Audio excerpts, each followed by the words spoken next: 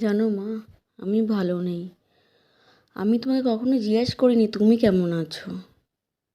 মনে আছে মা, যখন তুমি চিকেন রান্না করতে, তখন আমাদের ভালোবাসা চিকেনগুলো তুলে দিতে, যেগুলো পড়ে থাকতো সেগুলো তুমি খেতে। আমি কখনো অবাক হতাম, যে ভাবতাম যে কী করে এগুলো খাও তুমি। আমি একদিন জিজ্ঞাসাও করলাম, এগুলো খাও কী করে মা? তুমি উত্তর দিয়েছিলে, এইগুলো আমি খেতে ভালোবাসি।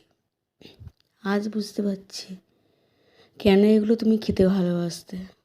কারণ আজ আমিও মা। মনে আছে মা, যখন আমি রাত ভরে খেতাম না, আমাকে তোমরা কত খেতে ডাকতে, আমি রাগ করে শুয়ে থাকতাম।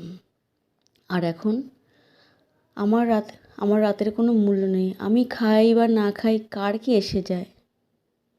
মনে আছে মা, তুমি বলতে তুমি নাকি মাছের লেজাটা খুব ভালো খেতে। আজ বুঝতে পারছি ওই লেজাটাই তোমার কপালে জুটতো। মনে আছে মা, যখন আমার জ্বর আসতো, আমি তোমার আর বাবার মাঝখানে শুয়ে থাকতাম। তুমি আর বাবা সারা রাত মাথায় হাত বুলিয়ে দিতে। আজ মা মাথায় হাত বোলানো তো দূরের কথা, মাথায় হাত দিয়ে কতটা জ্বর আছে সেটা দেখারও লোক নেই। আমি যন্ত্রণায় ছটফট করছি মা। এসেছিলাম তোমাদের ছেড়ে সুখে সংসার করতে। সংসারে সংসার করতে এসে সংসারেই রয়ে গেলাম। সংসার আছে, ভালোবাসা নেই, টাকা আছে, শান্তি নেই।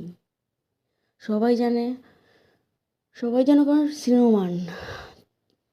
ছোটোবেলায় সবাই যখন বলতো আমি তোমার মতো শান্ত স্বভাবে হইনি, আমার খুব রাগ হতো, আমার গর্বও হতো। আমি আমার বাবার মতো হয়ে প্রতিবাদী হয়েছি। আর সেই প্রতিবাদী মেয়েটা ধুলোয় মিশে গেছে। জানো মা, আমি যখন জোর করে হাসতাম, বাবা তখন বকা দিয়ে বলতো মেয়েদের জোর করে হাসতে নেই। আমি আজ হাসতে ভুলে গেছি মা। যাই হোক বন্ধু, গল্পটার সঙ্গে আমার কোনো মিল নেই। গল্পটা আমার ভালো লেগেছিলো, তাই তোমাদের সঙ্গে শেয়ার করলাম, বিশেষ করে মায়েদের জন্য। মারা এমনই হয়, সবার মাই এমন হয়, সবার মাই খুব ভালো, মা মানেই ভীষণ ভালো।